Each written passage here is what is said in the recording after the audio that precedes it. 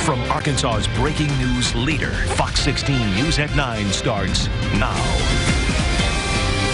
It's been a busy night for officers on both sides of the river as they investigate two separate shootings. Thanks for staying up to watch Fox 16 News this evening. I'm Kevin Kelly. I'm Donna Terrell. The gunfire erupting within hours of each other, sending victims to the hospital. Fox 16's Mitch McCoy tracking all the new details from our newsroom this evening. Mitch? Yeah, Kevin and Donna, good evening. A lot to get here. In both of these cases, no arrests have been made. Officers just in the beginning of their investigations. Let's paint a picture of where all of these shootings happened. The North Little Rock shooting happened around 7:30 at Shorter College Garden Apartments.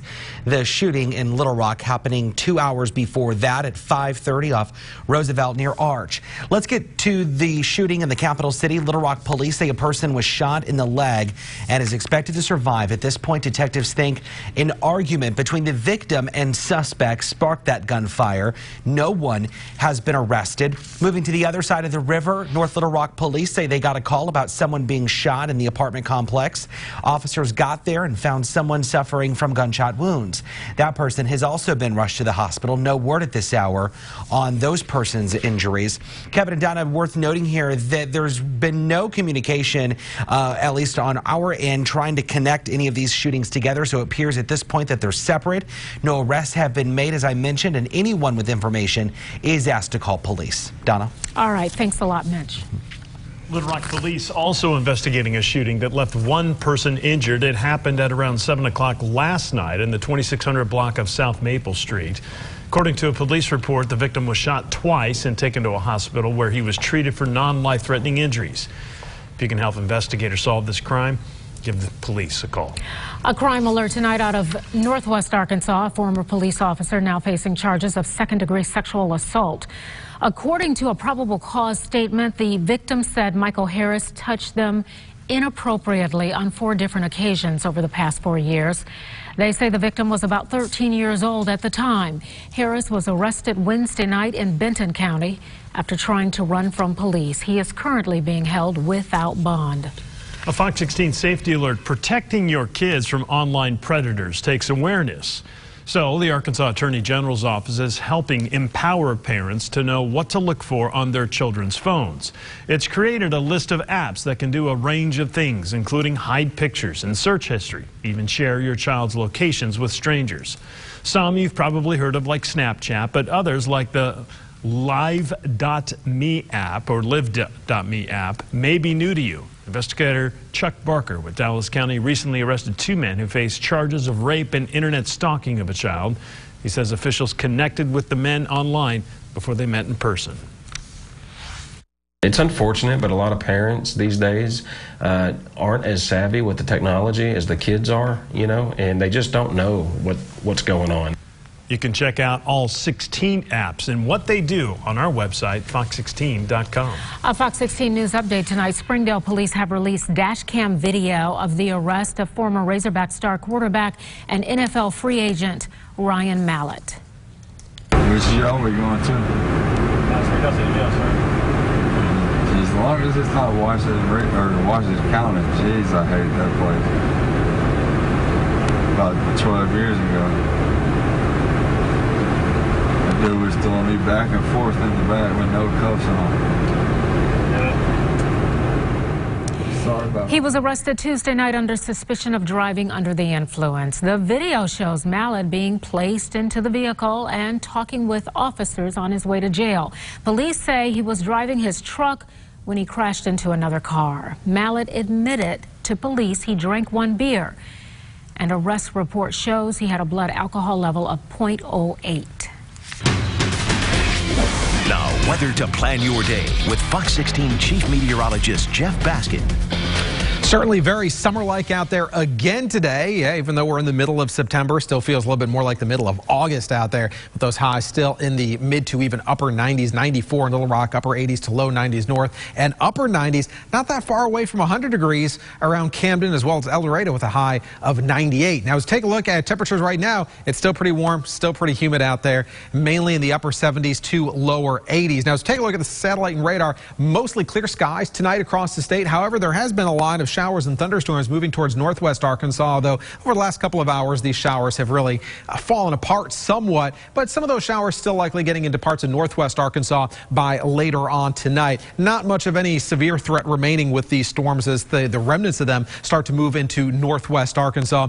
But as we go into tomorrow, wouldn't rule out a spotty shower or two as that front moves into the state. But notice this band of showers and thunderstorms pretty much flaring out as we get towards early tomorrow morning. So your morning hours starting off mainly clear, but as we go into the afternoon, as that front moves into the state, wouldn't rule out a couple of spotty showers redeveloping with daytime heating. But it's going to be a very, very isolated type rain. So a quick shower here and there, maybe in a thunderstorm. That's really about it for tomorrow afternoon. And then things quickly settle back down as we go into the evening hours. But don't get too excited about this front if you're looking forward to some cooler air, because it's not going to do a whole lot. Temperatures in the mid-70s tomorrow morning, warming up pretty quickly near 90 by lunchtime. High temperatures low to mid-90s.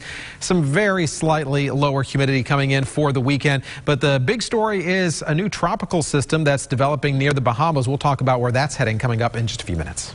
Thank you, Jeff. An early morning earthquake in North Arkansas felt by people across several counties. The U.S. Geological Survey reports a 3.7 quake happened near Gassville in Baxter County. It happened at around 1:45 this morning. We've had viewers from Izard County tell us they felt it. Initial reports from the USGS classify the quake as light. Crime alert tonight. An arrest made in an arson and vandalism investigation at a Washington County dentist office in northwest Arkansas. Authorities say 36-year-old Jimmy Morrell admitted to a roommate that he started a fire in the River Dental in Farmington. He told police he became upset when the office denied him care because of a health concern and referred him to a medical doctor. Morrell also confessed to police that he lit Westwood Gardens on fire because the company did not hire him back in 2017. He now faces charges of commercial burglary and arson. In a day and age where so much divides us, one local faith community is focusing on things that bring us all together. The Church of Hot Springs is a prayer group made up of pastors, priests, and other religious leaders. They've been meeting for years, once a week, to pray for one another and their city. The concept is to look past the denomination differences that separate the religions and look at the uniting factor of Jesus and prayer. Though the host church is different and the prayer intentions vary each week, members say camaraderie is always the same. Hold each other, we pray for each other, we support each other in difficult times, we celebrate with each other, and so we've learned to be brothers. We know that. They say it's also therapeutic to be able to talk amongst themselves about some of the challenges that come up while practicing ministry. Leaders hope other cities will follow their lead and unite their church leaders in prayer as well.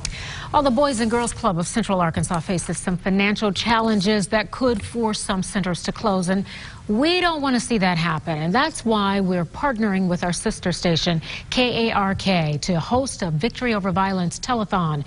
We're raising money to help keep the club doors open and provide kids a safe and positive place to go after school. We will be seeking donations from viewers during our newscasts next Wednesday. Safety alert. 8 months ago, Kyra Somashima decided to run some errands after work. Moments after she got in her car, someone who was texting and driving hit her car head on. Now, after multiple broken bones and countless hours of physical therapy, she's ready to share her story of why it's important to put your phone down while behind the wheel. Lauren Krakow reports. Kyra is very lucky to be alive today. We were there on the scene and very surprised that she made such a great recovery. On December 17th, 2018, Kyra Somashima got in her car to run some errands. What was supposed to be a quick trip turned into something that would change her life forever. I had a broken femur, a broken tibia, a broken humerus, multiple broken ribs, broken vertebrae, concussion, lacerated organs, all that good stuff. Somashima was hit by someone who, according to Prairie Grove police, was texting multiple people. As he was texting them, he drifted through the middle lane and he hit my car head on. We were probably both going at least 60 miles an hour. After more than 8 months of recovering from her injuries, Samashima wants to use her story as an example of the real consequences of being a distracted driver. I'm somebody's daughter, I'm somebody's sister, granddaughter, niece, friend, and if it had been slightly different, I wouldn't necessarily be here today to talk about it, all because he felt it was more important to be on his phone. Samashima and Prairie Grove Police Captain Jeff O'Brien know how lucky she is to be alive. They both want people to know with the increased growth of Northwest Arkansas, it is even more important drivers are 100% paying attention. Just any distraction within the vehicle, whether it's use of mobile phones or anything else, is a danger. It has completely changed my life, and I know it's honestly changed the lives of most people around me. And I just wonder if he truly understands the consequences of his actions. Boy, just looking at that car, it truly is amazing she is alive to tell her story. She says she wants people to think about if it's really worth it before texting and driving. Absolutely not. It's not worth it. Yeah. It's not worth it to text and drive.